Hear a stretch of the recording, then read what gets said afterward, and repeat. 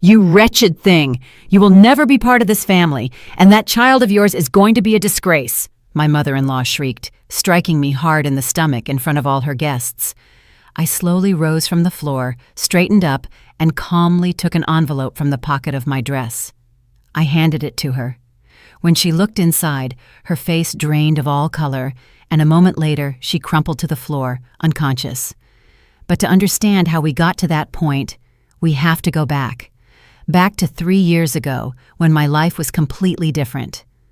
Welcome to Betty's Stories. I share new life stories here every day, and I'd really appreciate it if you hit subscribe and liked my video. Now let's jump back into my story. I'm sure you'll love it if you keep listening till the end. My name is Naomi. I'm 32 years old, and I work as an accountant for a construction firm in Atlanta. My life has always been straightforward and honest. My parents are college professors. My father, Stanley, teaches advanced math, and my mother, Gail, teaches philosophy. We lived in a modest 2-bedroom condo in Decatur, where books were valued more than expensive possessions, and family dinners were spent debating literature and science. I never dreamed of wealth. I wanted to find a man I could talk to about anything, someone who shared my values and with whom I could build a strong family. And I found him. Elijah, or Eli as I call him, came into my life unexpectedly. We met at a contemporary art exhibition.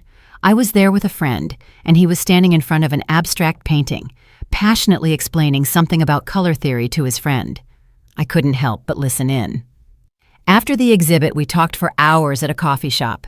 Eli was an architect working at a major design bureau downtown.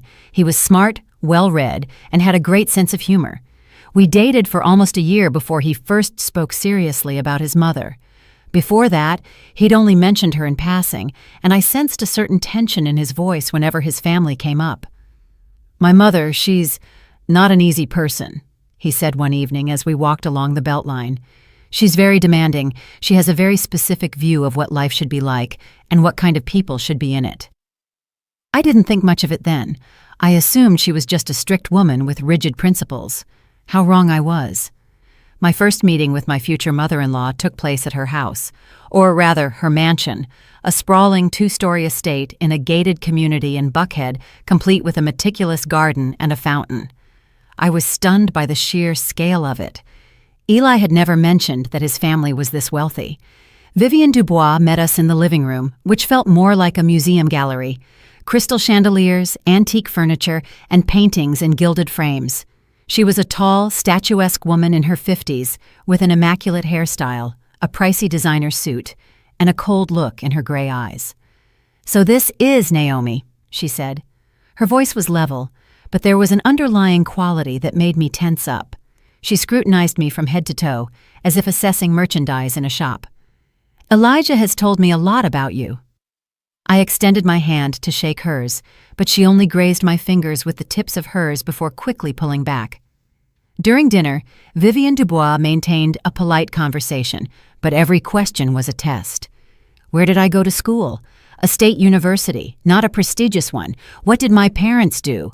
Professors, what kind of place did we live in? A regular 2-bedroom condo? With every answer, her lips pressed tighter into a thin line. "You understand, Naomi," she said when Eli stepped out to take a phone call. "My son could have chosen anyone.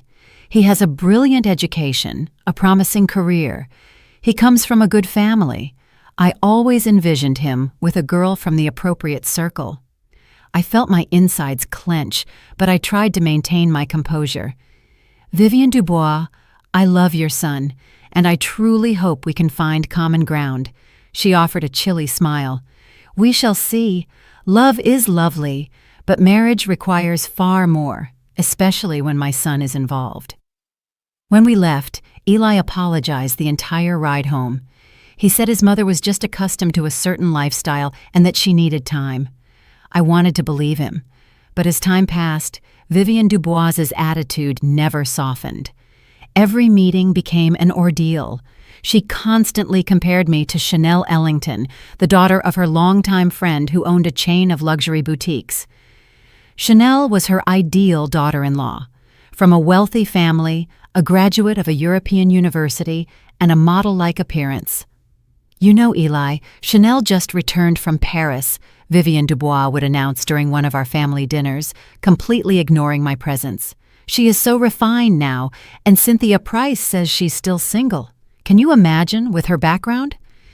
Eli would grow tense, trying to change the subject, but his mother was relentless. She could spend an hour detailing Chanel's achievements, how she understood art, spoke 3 languages fluently, and dressed with such elegance. Later, when Chanel happened to be at the same social event as us, Vivienne Dubois would stage a full performance. She would introduce us, highlighting every one of Chanel's merits and every one of my perceived shortcomings. "Naomi is an accountant," she would say in a tone that made it sound shameful. "And Chanel manages the international purchasing division for her mother's company. That requires such vision, such connections." Chanel would offer a forced smile. I could tell she was uncomfortable with the comparisons. She was a beautiful girl, that was true, but her eyes held a certain emptiness. Talking to her was dull. She only discussed fashion, expensive resorts, and society events. But to Vivienne Dubois, none of that mattered. All that mattered was status, money, and connections.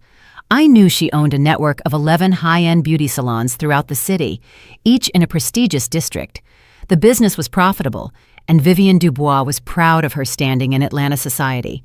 She was a board member for several major charities, and her photos regularly appeared in the city's society magazines. 18 months into our relationship, Eli proposed. We were sitting on the rooftop of his office building, watching the sunset over the city, and he pulled out a small box with a ring. "Naomi, I want to spend my entire life with you. You are smart, kind, and real. I feel like myself when I'm with you. Marry me." I said yes without a second thought. I loved this man, and I believed that together we could handle any difficulty. When we told Vivienne Dubois about the engagement, her face contorted for a moment, but she quickly composed herself. "Well, congratulations," she said, her voice icy. "Elijah, I need to speak with you alone." They were closed in her study for nearly an hour. I heard their raised voices through the door. When Eli emerged, he was pale and stressed. "Mom thinks we're rushing things," he said quietly. "And what did you tell her?" "That I love you, and we are getting married."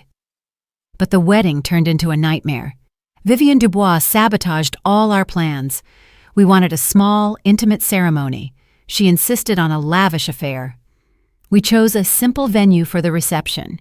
She would book the most expensive restaurant and then cancel the reservation a day before. We looked for a photographer. She hired her own, who, in the end, took pictures in such a way that I wasn't even visible in half the photos. On the wedding day, she showed up wearing a black dress. She sat the entire evening with a stone-cold face, didn't give a single toast, and offered no congratulations. When guests asked how she was feeling, she would dramatically reply, "I'm simply worried about my son's future." The first few months of marriage, we lived in my small one-bedroom apartment. Eli wanted to rent something bigger, but I insisted we save for a down payment on a mortgage first. We both worked, put money aside, and made plans. Vivienne Dubois called our apartment a hovel. She would show up unannounced and criticize everything, from the paint color to the dishware. One time, I caught her in our bedroom, looking through the items in my closet. "I just wanted to see what conditions my son is living in," she replied nonchalantly. Then, I found out I was pregnant. Eli and I were overjoyed.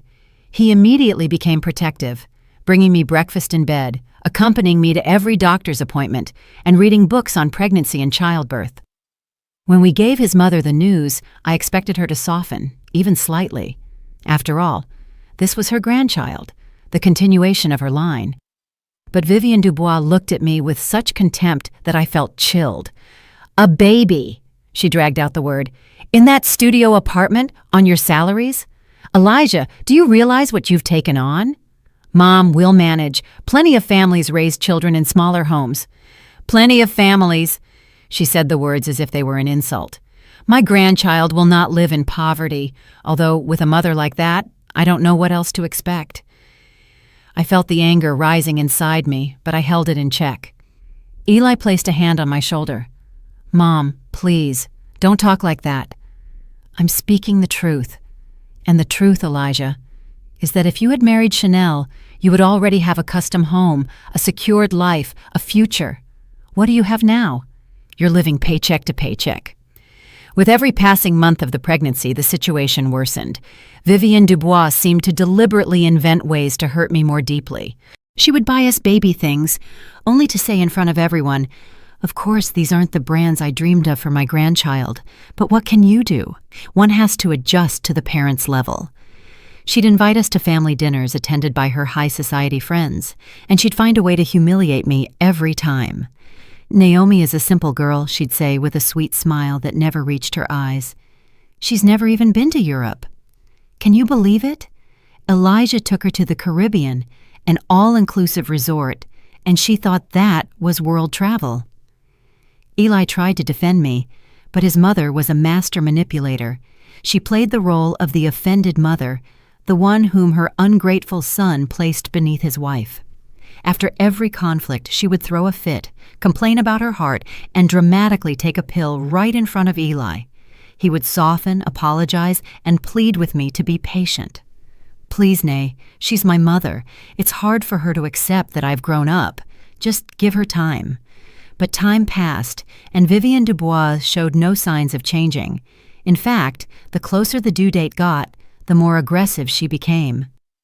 In my 6th month of pregnancy, I accidentally saw a text exchange between Vivienne Dubois and Chanel Ellington. Eli's mother had forgotten her phone at our place after one of her visits. The screen lit up with a new message. I saw the text. "Chanel, darling, don't worry. I am certain this marriage won't last long. Eli will realize his mistake soon. You need to be ready." I didn't read any further. I simply put the phone back down and sat there for a long time, staring out the window.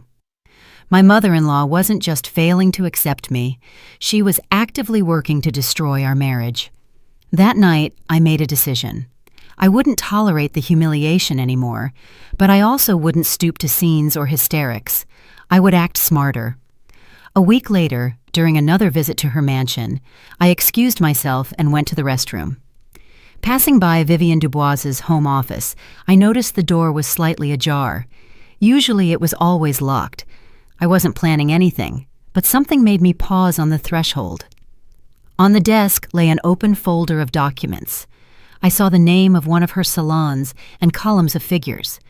The accountant in me automatically began to analyze what I saw. And what I saw made my heart pound faster. The numbers in the internal reports did not match those in the official documents. The revenue figures were significantly understated. I'd been working long enough to recognize it instantly.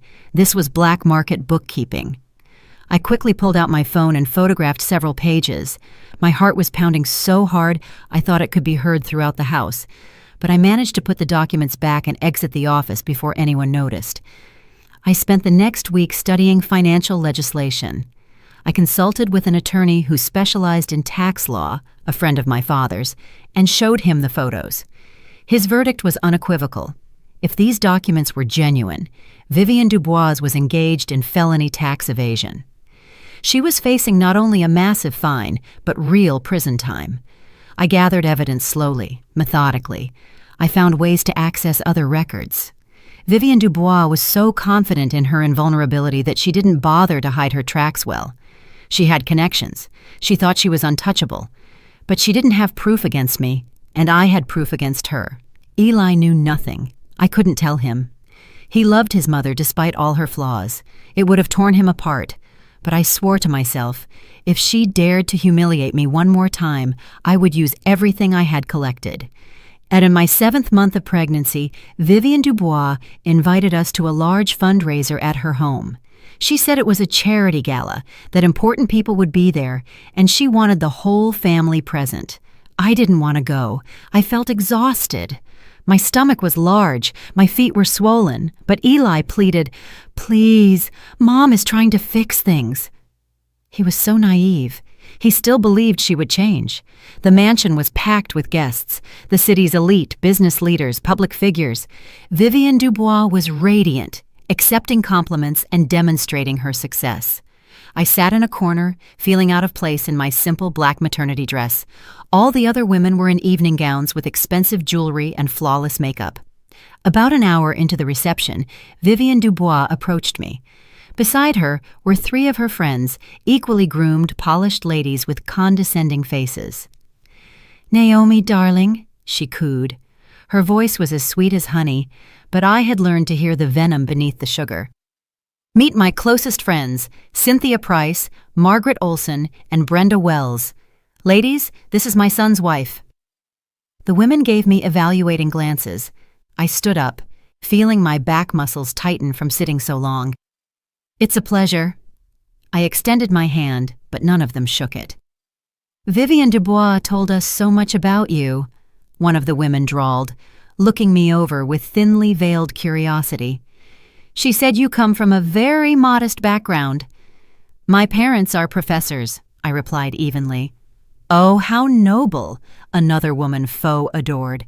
"So few choose intellectual professions these days, although, of course, it's not the most highly compensated field." Vivienne Dubois smiled, savoring my discomfort. "Naomi works as an accountant," she added, "at some construction company. Of course, Eli could support his family entirely, but Naomi insists on working, so independent." The sarcasm in her tone was so thick that even other guests noticed it. "I believe it's important for a woman to have her own income and not be dependent on her husband," I said, trying to remain calm. Of course," Vivienne Dubois waved her hand dismissively. "Though you know, ladies, I always thought Eli would marry a girl from our circle. I had such a marvelous candidate, Chanel, Cynthia's daughter. Remember, Cynthia, how lovely they looked together at that fundraiser 3 years ago?" "Oh, yes," Cynthia Price chimed in. "Chanel is still unmarried, by the way. Such a beautiful girl, such prospects, and still alone." I felt fury boiling inside me, but I remained silent. I clenched my fists so tightly that my nails dug into my palms. But what can one do? Vivienne Dubois sighed theatrically. "Youth, love, hormones. Eli didn't listen to me. Now they're living in a small apartment, counting pennies and expecting a baby. I hope the grandchild is at least healthy, though with those genetics." She didn't finish the sentence, but the implication was crystal clear. I felt something snap inside me. "Vivienne Dubois." My voice was quiet but firm. "I understand you think I'm unworthy of your son. You've made that clear since our first meeting, but I ask you not to insult my unborn child." "Insult?" She feigned surprise. "I'm merely expressing concern. Children often inherit not just their parents' looks, but their limitations and their social standing." The room grew quiet. Guests stopped talking, watching the scene. Eli, standing at the other end of the room, heard the shift in atmosphere and started making his way toward us.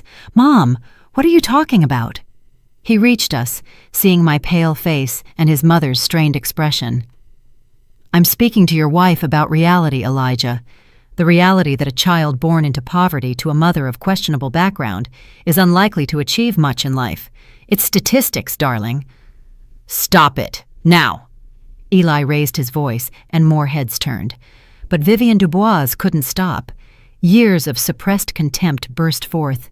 "You married a pauper, Elijah. She and her little family latched onto you for your money, for your connections, for the advantage. You are too blind to see it, and now she's going to give you a child, the same kind of loser as herself." The room froze. Everyone was staring at us. I felt my hands trembling, my throat tightening with indignation and rage. Vivienne Dubois took a step toward me. Her face was distorted with malice. "You wretched thing! You will never be part of this family, and that child of yours is going to be a—" She swung her arm and struck me in the stomach, a sharp, piercing pain. I doubled over, clutching my abdomen, and fell to the floor. Gasps erupted around us, and someone screamed. Eli rushed toward me, but I was already pushing myself up, gripping the edge of a nearby table. Slowly, very slowly, I straightened. I looked at my mother-in-law, who stood there, her face contorted with fury, breathing heavily, and I calmly took an envelope from the pocket of my dress. the envelope I had carried with me for the past 2 weeks, waiting for the perfect moment. I extended it to Vivienne Dubois.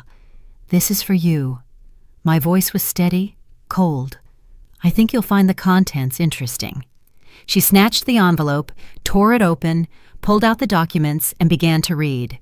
I watched as the color slowly drained from her face, how her eyes widened, how her hands trembled as they held the papers. They were copies of the notice from the IRS regarding the launch of a major audit into her salons. Copies of the complaint filed with federal authorities regarding suspicions of felony tax evasion in the amount of over $2.5 million, and copies of the photographs of her fraudulent accounting, the very ones I took in her home office. Vivienne Dubois looked up at me.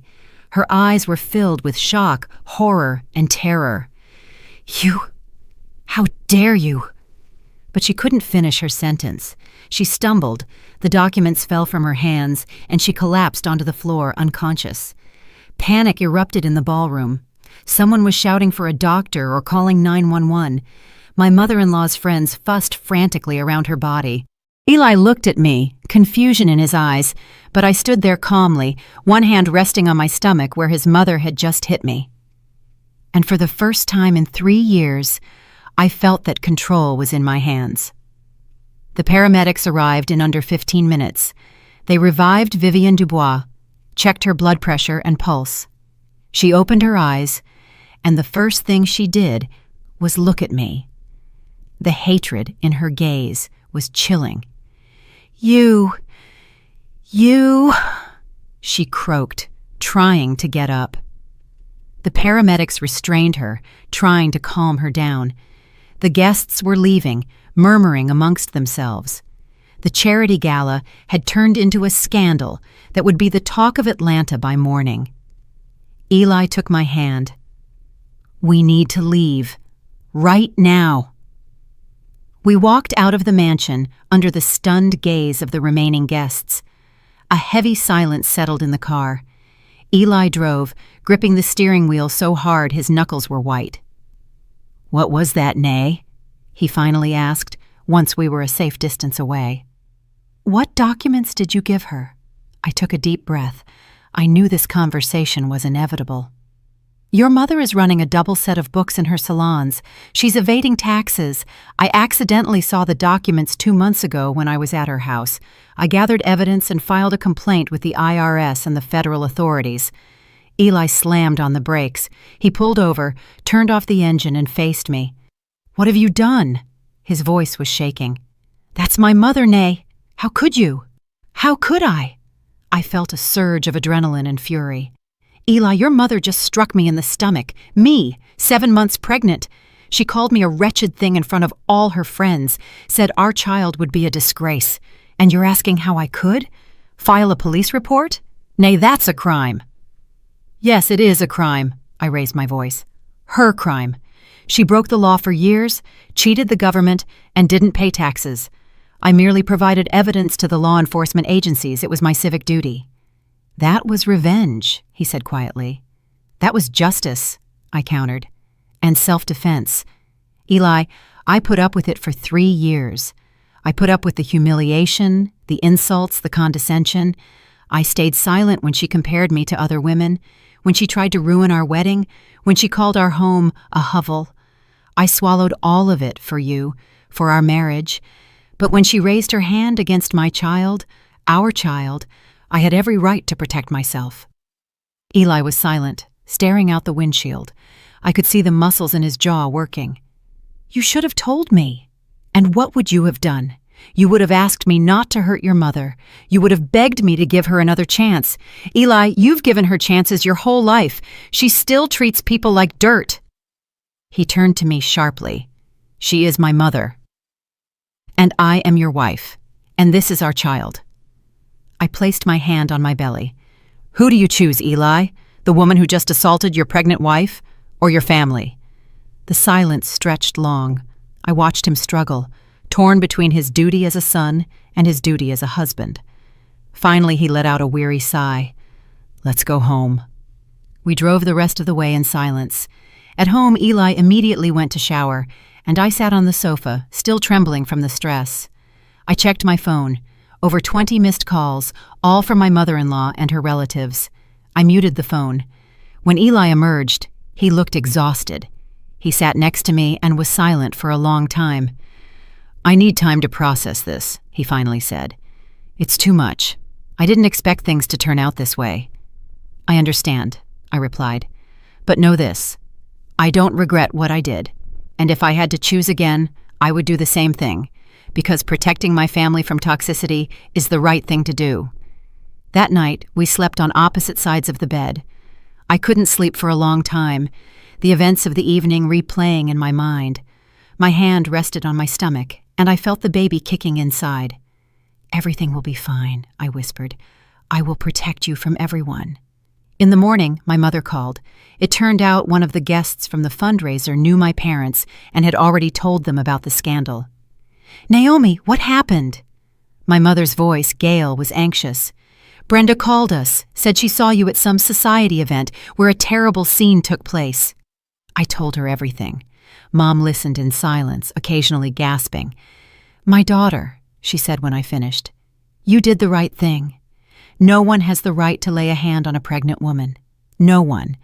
And the fact that you collected evidence of her fraud is not revenge. It's upholding the law. Let Eli struggle, but he needs to understand that his mother is entirely to blame."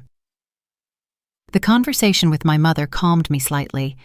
Dad, Stanley, also got on the phone and said he was proud of me. "You showed character, my Naomi. Not every woman is capable of standing up for herself the way you did." 3 days later, the police came. 2 investigators and official witnesses. They presented a warrant to search Vivian Dubois's Buckhead mansion. Eli was at work, and I didn't call him. I knew he was suffering enough. The investigators were polite but thorough. They confiscated my mother-in-law's computer, folders of documents, flash drives, and even some notebooks. The entire search was videotaped. Vivian Dubois sat on the living room sofa, pale and looking 10 years older. When the investigators left, she called Eli. I overheard their conversation. He put it on speaker. "Elijah, my son, I need your help." Her voice was plaintive, unlike anything I had ever heard. "Your wife set me up. This is all lies, a provocation. I need a good lawyer. I need money to pay him." "Mom, I can't." "How can you not? I'm your mother. I gave birth to you, raised you, gave you everything." "Mom, you hit my pregnant wife. You called her the foulest names in public, and you genuinely broke the law. This is your choice, your responsibility." "Elijah!" Her voice grew hysterical. "You're choosing this cheap girl over your own mother?" "I am choosing my family, and I'm asking you not to call me again." He hung up the phone. I saw his hands trembling, his jaw clenched. I walked over and hugged him. Eli pulled me close and quietly said, I'm sorry I didn't protect you sooner. I'm sorry I was weak."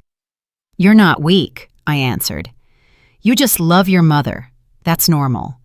But sometimes loving someone means letting them face the consequences of their actions." The following weeks were difficult. Eli's relatives attacked us with calls and messages, aunts, uncles, cousins, all demanding that I drop the complaint, accusing me of destroying the family and betrayal. Aunt Carol, in particular, was relentless. She drove to our apartment, pounded on the door, and screamed through it, "Come out, Snake! You ruined your mother-in-law's life! How do you sleep at night?" I didn't open the door. I called the police and filed a report for harassment. The visits stopped, but the online bullying started. Someone in the family posted my photo on social media with the caption, "This woman turned her mother-in-law over to the police." Comments poured in, some supportive, others accusing me of cruelty and calculation. Eli deleted all his accounts. I made mine private. We essentially hid from the outside world, protecting our small island of peace. I regularly saw my doctor. After that blow to the abdomen, I was plagued by fears that something was wrong with the baby. But the doctor reassured me, "The baby is fine, Naomi. The heartbeat is excellent, development is on schedule, but you need rest, avoid stress."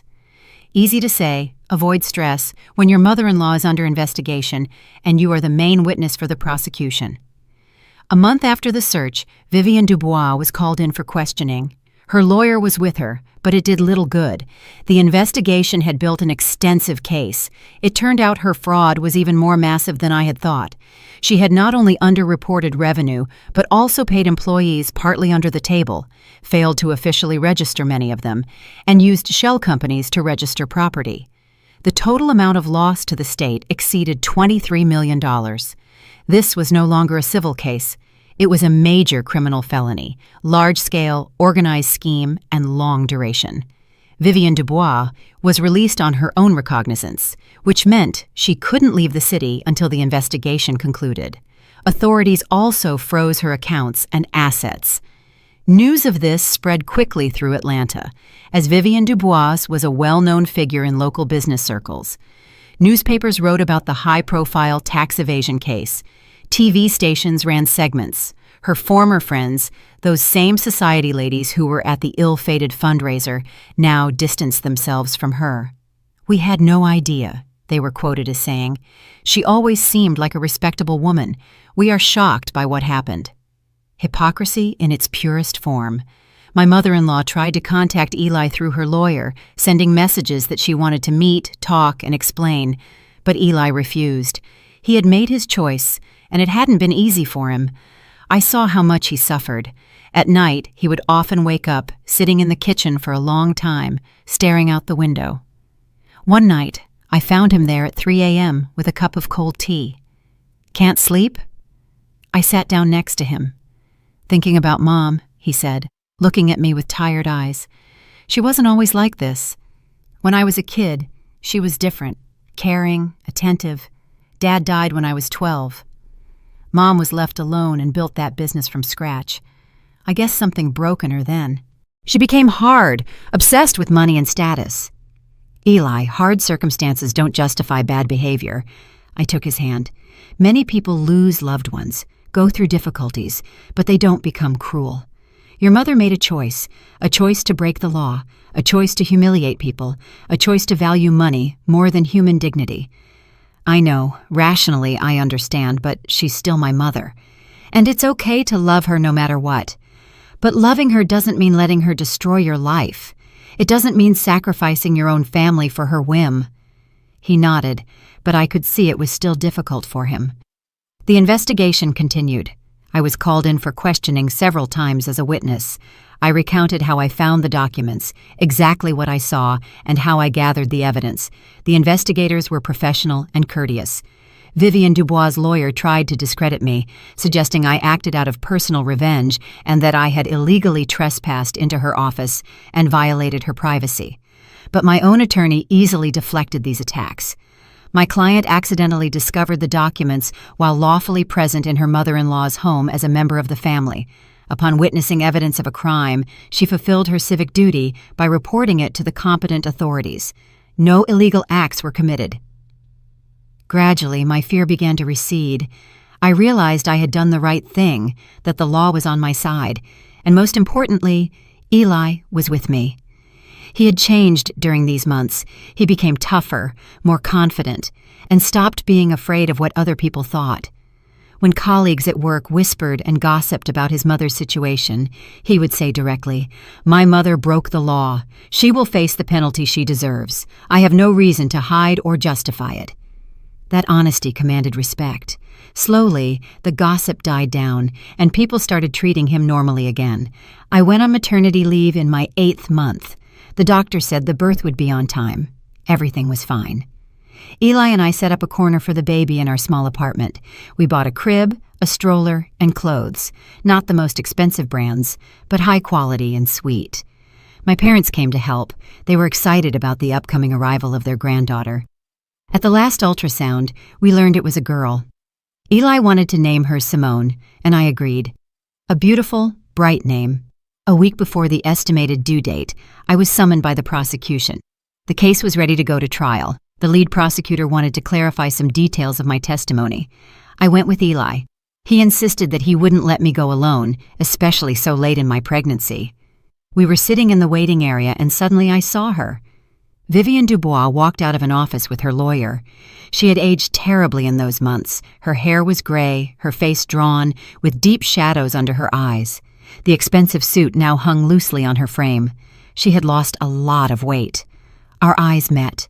Her gaze held such hatred, such pain and malice that I instinctively turned away, covering my abdomen with my hand. "Elijah!" she called out. Her voice was hoarse, broken. Eli stood up. "Mom?" "Son, please, you have to help me. You have to talk to her to drop the complaint. Please, I'll do anything." "Mom, it's too late. The case is already going to trial." "But she can say she made a mistake, that she misunderstood." "Mom, you genuinely ran a double set of books. That is a fact. The prosecution has all the evidence." Vivian Dubois took a step toward us. Her lawyer tried to stop her, but she broke free. "This is all her fault. She jabbed a finger in my direction. "That wretched girl ruined my life. I hope you regret ever getting involved with her." "Vivian Dubois, please calm down." The lawyer took her by the elbow. "You are only making your situation worse." Eli stepped forward, shielding me. "Mom, leave now." The steel in his voice surprised even me. Vivian Dubois recoiled, then spun around and quickly marched toward the exit, hunched over and shuffling her feet. The lawyer nodded an apologetic goodbye to us and hurried after her. I let out a breath. My hands were shaking. "It's okay." Eli put his arms around my shoulders. "She can't hurt you anymore." The questioning went quickly. I confirmed my statements and signed the protocol. The prosecutor said the trial was scheduled for the following month. "You will be needed as a witness," he explained, "but given your condition, the court may allow you to testify via video link or in a modified procedure." "I want to be present in person," I said firmly, "if, of course, the baby hasn't arrived by then." Eli squeezed my hand. Labor started 2 days earlier than expected. I woke up in the night with a sharp pain in my lower abdomen. Contractions. We called 911, and I was taken to the hospital. Eli was by my side the entire time, holding my hand, wiping the sweat from my brow, and encouraging me. The labor was long, nearly 8 hours, but when the first cry of our daughter finally rang out, I forgot all the pain. "A girl! 7 pounds, 8 ounces, and 20 inches long," the midwife announced. "Apgar score of 9, a healthy beauty." They placed the baby on my chest. A tiny wrinkled face, a shock of dark hair, eyes tightly shut. Perfection. "Simone," I whispered, "our little Sonny." Eli kissed my forehead, my cheeks, my hands. Tears were in his eyes. "Thank you," he repeated. "Thank you." My parents came into the room. Mom was crying with happiness. Dad couldn't take his eyes off his granddaughter. "She looks just like you at that age," Mom said, examining Simone. I thought about my mother-in-law's curse. The baby will be a disgrace, and here she was, a perfectly healthy, beautiful girl. No curses, only love and happiness. Eli decided not to inform his mother about Simone's birth. "I don't want her to know," he said, "at least not until the trial is over." I understood him. Vivian Dubois might use the news of her granddaughter for manipulation, to try to make her son feel guilty. We didn't need that. The trial began a month after Simone was born. I was breastfeeding, so I brought the baby with me. My mother came along to stay with Simone in the hallway while I gave my testimony. The courtroom was packed. Journalists were there. The case was highly publicized. Vivian Dubois's relatives sat in the front rows, throwing hostile glances my way. I stood straight, not lowering my gaze. Vivian Dubois sat at the defense table with her lawyer. She was in a severe dark suit, her hair pulled back in a bun. She maintained a look of dignity, but I could see her hands shaking. The judge read the charges, a long list of felony counts, including tax evasion on a major scale, unlawful business practices, and document forgery. Each count carried a maximum sentence of up to 6 years in prison. The witness questioning began.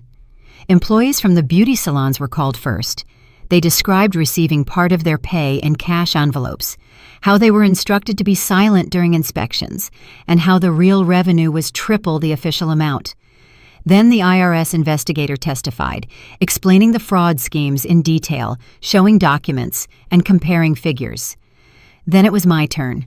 I stood up, walked to the witness stand, placed my hand on the Bible, and swore to tell the truth. I sat down. The prosecutor asked questions clearly and to the point. I recounted how I discovered the documents, exactly what I saw, how I consulted with an attorney, and how I gathered additional evidence.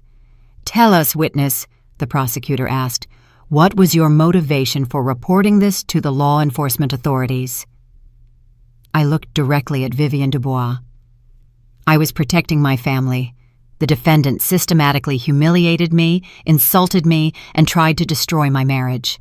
The culmination was the evening when she physically assaulted me, a 7-month pregnant woman, in the abdomen and cursed my unborn child. At that moment, I realized I could not tolerate it any further, and I used the only lawful means I had." Vivian Dubois' lawyer jumped up. "Objection! The witness is attempting to justify her actions as personal revenge." "Overruled," the judge said calmly. "The witness's motivation does not change the fact that the defendant committed a crime. Proceed." The defense attorney began his cross-examination, trying to nitpick the details and find contradictions. But I was prepared. I answered clearly without emotion, relying only on the facts. "You entered the defendant's private office without her permission." "I was in my mother-in-law's house as a member of the family, at her invitation. The office door was open. I accidentally saw documents on the table." "You photographed private papers." "I photographed documents containing evidence of a crime. Under the Constitution, every citizen is obligated to report crimes that have been or are about to be committed." The lawyer changed tactics, but I remained firm. Finally, the judge dismissed me, and I returned to the hallway where my mother and Simone were. The baby was sleeping peacefully in her stroller, cooing softly. I picked her up and held her close. This was my reward, my reason to fight. The trial lasted 3 days. Experts, accountants, and more witnesses were called. The picture that emerged was complete and damning. Vivian Dubois had cheated the government for years, misappropriating millions that should have gone to schools, hospitals, and roads. At the final session, the defendant herself took the stand. She stood up straight. "I admit that I made mistakes in running my business." Her voice was firm, yet tinged with bitterness. "But I will never forgive the one who ruined my life out of revenge.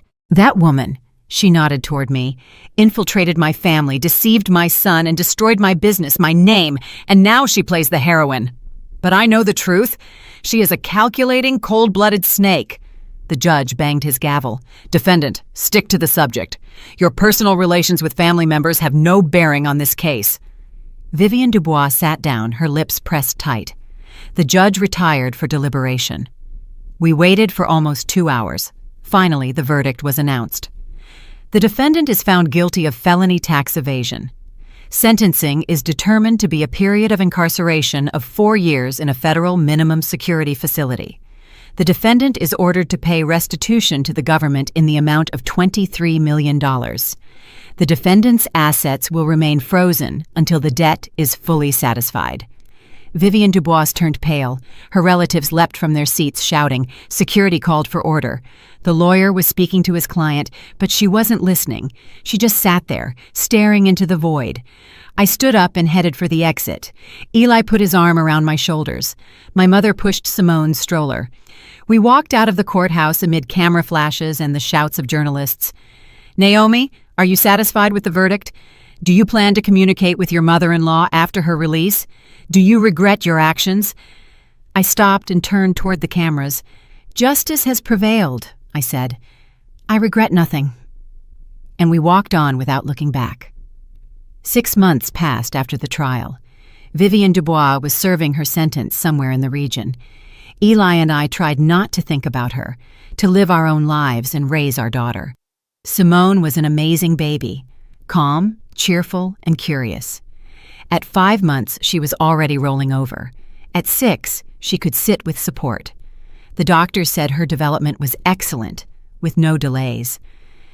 Every time I looked at her healthy, rosy face, I remembered my mother-in-law's curse and smiled. No wicked words had power over our little girl. Eli and I moved into a 2-bedroom apartment. We didn't buy it, we rented. The price was high for our budget, but we needed more space. One room became the nursery, the other our bedroom. A small kitchen, a single bathroom. Nothing extravagant, but it was our home, clean of toxic memories. I started working remotely. My company allowed me to work from home, handling reports, checking documents, and consulting with colleagues online. This allowed me to be with my daughter and bring in an income.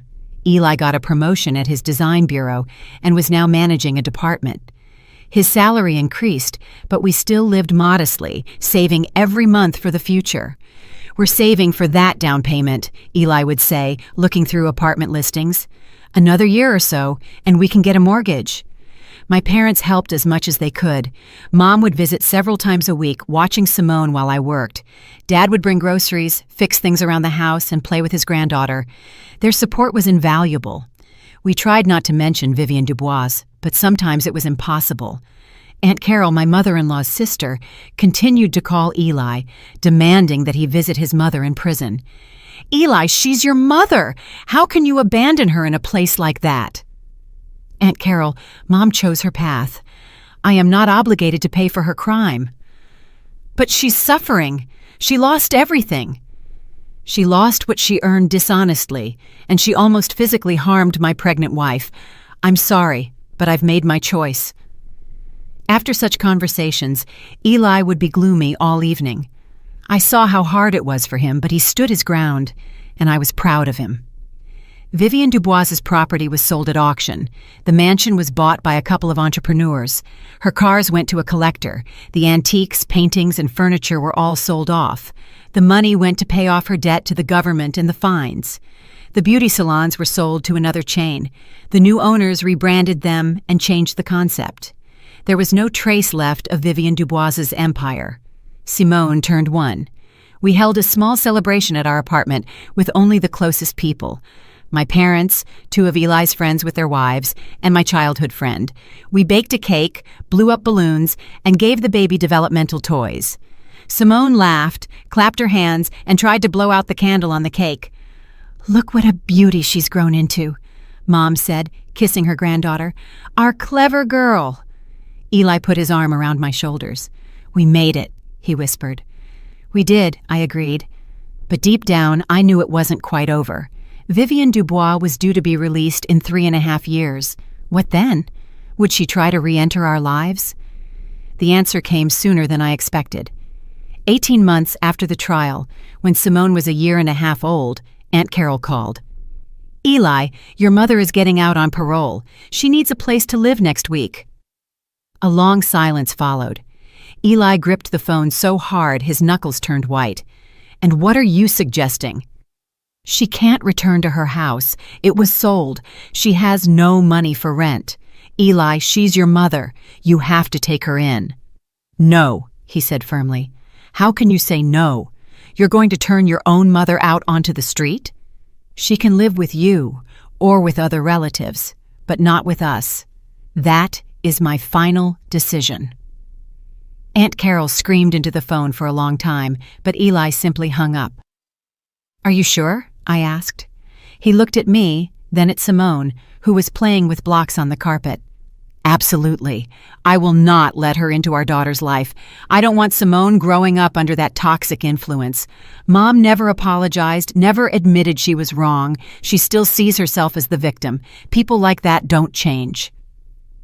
We lived in tension for a week, expecting Vivienne Dubois to try to contact us, but there were no calls. Then I saw her. Simone and I were walking in a park near our apartment. It was a beautiful fall day. Golden leaves, warm sun. Our daughter was running along the paths, collecting acorns, laughing. I walked beside her, holding her hand, and suddenly I saw a familiar figure on a bench, Vivienne Dubois. She looked entirely different, aged, stooped, wearing a cheap jacket and faded jeans. Her hair was cut short and gray, and her face was lined with deep wrinkles. Nothing remained of the majestic, polished lady she used to be. Our eyes met. She rose from the bench and took a step toward us. "Naomi." I stopped, instinctively pulling Simone close. My daughter buried her face in my skirt, sensing my tension. "Vivienne Dubois?" She looked at Simone with a hungry, painful gaze. "Is that my granddaughter?" "No. This is my daughter. Eli doesn't want to see me. He won't pick up the phone. I tried to come to your apartment, but the doorman wouldn't let me in." "He made the right choice." Vivienne Dubois took another step. "Please, I just want to see her. She's my blood." "You lost the right to call her yours the moment you struck me when I was pregnant and cursed my child." Her face twisted. "I was angry. I wasn't thinking." "You were thinking. You always think everything through. You wanted to hurt me, and you succeeded. But now, the consequences have caught up to you. And that is justice." "Justice?" Her voice became hysterical. "Is it justice that I lost everything, my home, my business, my reputation? That I spent a year in hell where I was treated like a criminal? You were a criminal. You broke the law for years." "Because of you!" she shouted, and several passers-by turned their heads. "It's all because of you! If it weren't for you, Eli would have married a decent girl. He would have had a good life." Simone was frightened and began to cry. I picked her up and held her close. "Vivienne Dubois, step away from us. Now." "Or what? You'll go to the police again? Ruin my life again?" "I will protect my daughter by any means necessary. If you don't leave right now, I will call the police." She stared at me with a long look full of hatred and despair. Then she spun around abruptly and shuffled away, hunched and dragging her feet. I stood there, comforting the crying Simone, my hands shaking. This wasn't a victory, it was simply a sad necessity. That evening, I told Eli about the encounter. He went pale. "She's looking for us. This is serious. What do you want to do?" He was silent for a long time, staring out the window. "I need to meet with her. One time. To put a final end to it." The meeting was scheduled for 3 days later at a neutral coffee shop downtown. Eli insisted that I come with him. We left Simone with my parents. Vivienne Dubois was already sitting at a table when we arrived. A cup of cold coffee sat in front of her. She looked up when she saw us, and I saw a flash of hope in her eyes. "Elijah, my son." We sat down across from her. Eli was tense, his hands clenched into fists under the table. "Mom, we are here to talk. For the last time." "The last time?" Her voice cracked. "Elijah, I'm your mother. You can't just erase me from your life. You erased yourself. When you hit my pregnant wife, when you humiliated her for years, when you broke the law, I made a mistake." She reached out across the table, trying to touch his fingers, but he pulled back. "I was blind. I didn't want to lose you. You are my only son, my life." "And when you chose her," Eli said, "I chose love. I chose honesty. I chose a person who doesn't play games, doesn't manipulate, and doesn't lie." Vivienne Dubois looked at me. "You turned him against me." "No," I replied calmly. "You turned him against yourself with your actions. I have nowhere to live." Her voice became pitiful. "I have no money. All my assets were taken. I'm living with Aunt Carol in a small apartment, sleeping on a cot. Eli, help me. You're my son." "I will help," he said firmly. "I will transfer you money for rent, for the time being, but don't expect me to invite you into our lives." "But the granddaughter! I want to see my granddaughter. She's my blood." "No," Eli shook his head. "Simone will not know you. I don't want her growing up under your influence. I don't want her to see how you treat her mother. I don't want you to poison her childhood with your complexes and manipulations." Vivienne Dubois turned white. You are depriving me of my grandchild." "You deprived yourself of her," Eli said. the moment you struck my pregnant wife in the stomach and wished my child would be a disgrace. Do you remember those words, Mom? I do. They are burned into my memory, and I will never forgive you for them. I was angry. I wasn't in control. An adult is responsible for their words and actions. You were always a master of control. You controlled me my entire life. But now, for the first time, the control is mine, and I choose my family, my wife and my daughter. And you will forever remain in the past. Vivienne Dubois covered her face with her hands. Her shoulders shook, but I felt no pity. She was crying over the loss of control, the loss of power, not over the pain she had caused. Mom, I will transfer you $4,000. Eli stood up. That will cover a few months' rent and expenses. After that, you are on your own. Find a job, rebuild your life, but without us. Goodbye. He took my hand, and we walked toward the exit. Vivienne Dubois called out to us, Elijah, son, please! But he didn't look back. We stepped outside, and he hugged me tightly. It's over. His voice was hoarse. I'm free. We're free, I corrected him. He kissed me on the temple. Thank you for being stronger than me. Thank you for protecting us both. Another year passed. Simone grew up, becoming a true little personality, talkative, funny, and curious. She loved books, drawing, and dancing. We enrolled her in a children's development center where she engaged with other kids. Eli received another promotion. He was now the deputy director of the design bureau. His salary increased significantly. We continued to save, living modestly, but we could see the light at the end of the tunnel. I returned to the office part-time. Simone went to a preschool in the mornings, and it did her good. She became more social and made her first friends. My parents were happy watching their granddaughter grow. Dad taught her to count to 10. Mom read her bedtime stories. We often gathered on weekends and holidays, our small, strong family. We hadn't heard from Vivienne Dubois again. Aunt Carol stopped calling after that coffee shop meeting. Sometimes I wondered how my mother-in-law was, but they were fleeting thoughts without regret.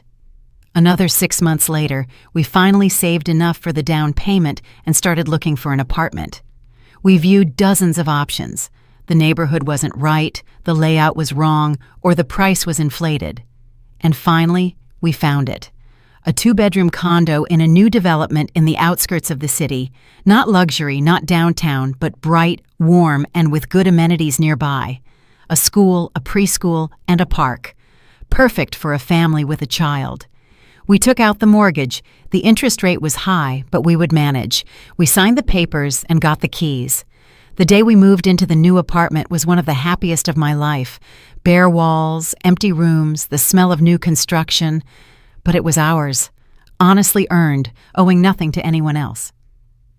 Mom, this is our home! Simone ran through the empty apartment, her voice echoing off the walls. Yes, sweetie, our home. Eli hugged me from behind, resting his chin on my shoulder. We did it. We did. We did the renovations ourselves. On weekends, after work, and in the evenings, we painted walls, hung wallpaper, and assembled furniture. We were exhausted, but it was a good kind of fatigue, the fatigue of working for our own future. My parents helped. Dad put up the crown molding. Mom sewed the curtains. We bought simple furniture, not chasing brands. Functionality and comfort were our priorities. 3 months later, the renovations were complete. We hosted a housewarming party, inviting friends, colleagues, and neighbors. We set out a modest but plentiful spread: homemade salads, roasted chicken, vegetables, and fruit. Simone helped arrange the plates, feeling important. To our home, Eli raised his glass. To our family, for going through the difficulties and becoming stronger. We clinked glasses. I looked at him, at our daughter, at our humble but beloved home, and I felt absolute happiness. 2 more years passed. Simone turned 5. She started kindergarten prep, learning to read, count, and draw. A talented, smart girl. Her teachers praised her, saying she grasped everything quickly. We continued to work, paying down the mortgage. We weren't rich, but we were stable. We could afford a vacation once a year. We usually rented a beach house and spent 2 weeks by the ocean. Simone loved the sea, spending hours building sandcastles and collecting shells. Eli became the director of the design bureau. His career was soaring, a result of his hard work, talent, and persistence, not his mother's connections or family wealth, but his own merit. I got a promotion at my company and was now managing a small department. My salary increased. We even started making extra payments on the mortgage to close it faster. One day, while we were walking in the park with Simone, she asked, "Mom, why don't I have a grandma on Daddy's side?" Maya at preschool has 2 grandmas. I looked at Eli. We knew this question would come up eventually. "Daddy had a mother," Eli said gently. "But she wasn't a very nice person. She hurt your mother, and we decided it was better if she wasn't part of our family."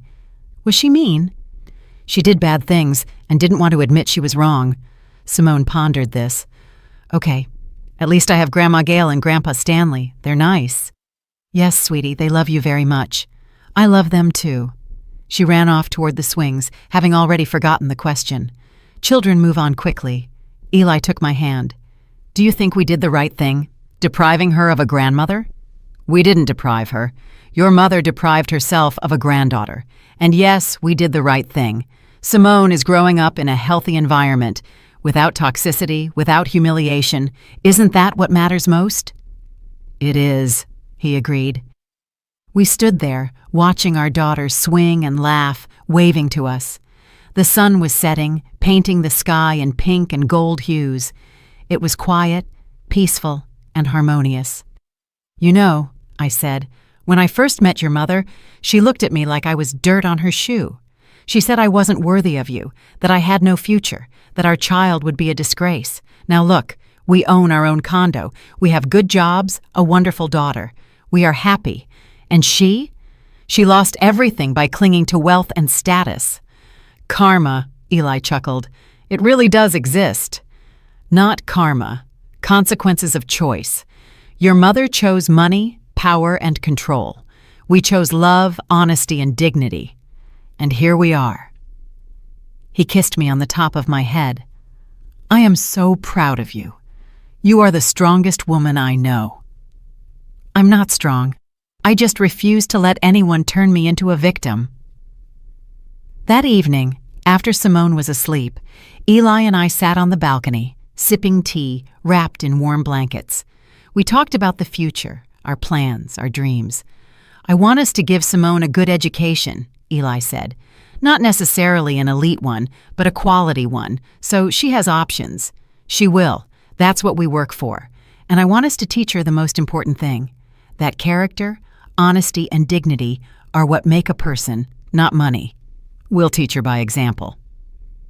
We were silent for a while, looking at the city lights. "Sometimes I wonder," Eli whispered, "if you hadn't found those documents, hadn't filed the complaint, what would have happened to us? Mom would have kept poisoning our lives. I would have kept being torn between you. Simone would have grown up in an atmosphere of constant conflict." "Do you regret what I did?" "No. On the contrary, I'm grateful. You were brave enough to break that toxic cycle. I couldn't have done it. I was afraid of my mother my whole life, her judgment, her anger, and you weren't afraid?" "I was terrified, but I was even more afraid that our daughter would grow up thinking that humiliation is normal, that you have to tolerate toxic people just because they are family. No, I wanted to show her a different example." Eli took my hand, lacing his fingers through mine. "And you did. She sees us living honestly, with dignity, respecting each other. That is the best lesson we can give her." Several more years passed. Simone became a teenager, smart, independent, with a strong sense of self-worth. She knew the value of honesty. She knew she had to respect herself and not allow anyone to cross her boundaries. One day, when she came home from school, she asked, "Mom, what really happened to Daddy's mother? Why have we never seen her?" I took a deep breath. I knew this conversation was inevitable. "Sit down, Sonny. I'll tell you." And I told her. Not everything, of course. I didn't want to frighten her with the details, but the main points, that her grandmother was a cruel person, that she humiliated me and even hit me when I was pregnant, that she broke the law and faced the consequences, and that her father made a choice in favor of our family, and it was the right one. Simone listened intently, then nodded. I understand. You were protecting yourself and me. That's the right thing to do. And she never brought up the topic again. I looked at Eli and he smiled. We had raised a strong daughter who understood that love isn't about tolerating toxicity, that family isn't an obligation to endure humiliation, and that dignity is more important than family ties. Now, many years after that ill-fated evening, I sometimes remember the moment I stood before my mother-in-law with the envelope in my hands, the moment she collapsed unconscious, seeing the proof of her crimes.